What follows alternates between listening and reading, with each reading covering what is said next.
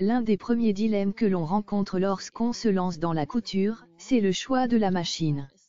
Le plus important consiste à déterminer quelles fonctions vous seront nécessaires. Il n'est pas utile de partir sur un modèle trop sophistiqué si vous n'êtes pas certaine que la couture vous plaira.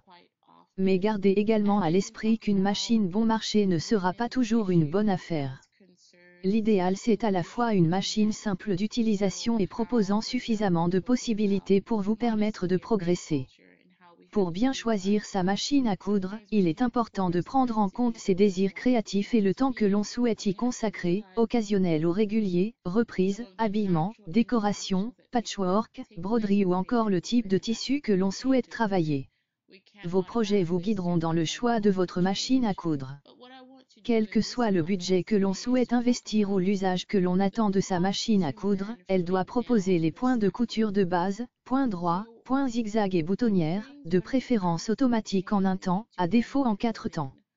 Attention, la mention « boutonnière en 4 temps » signifie que vous devez changer 4 fois vos paramètres de couture afin de coudre les 4 côtés de la boutonnière. Sur une chemise, cela peut être fastidieux.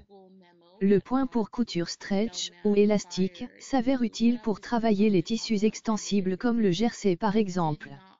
Enfin, le point de surjet, aussi appelé point overlock, permet de réaliser des ourlets de bonne facture, même si un point zigzag serré près du bord peut aussi faire l'affaire.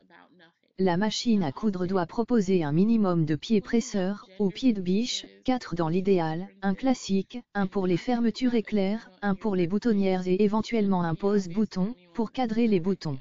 So I certainly don't defend him in terms of getting fired. If I was a company, I'd probably fire him too, because it just doesn't look good. It doesn't look good. It doesn't feel good, whether it's true or not.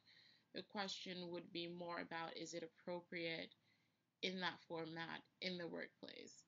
In a private conversation, even a conversation with colleagues who wanted to have that conversation, but to send that out to the company doesn't really look appropriate.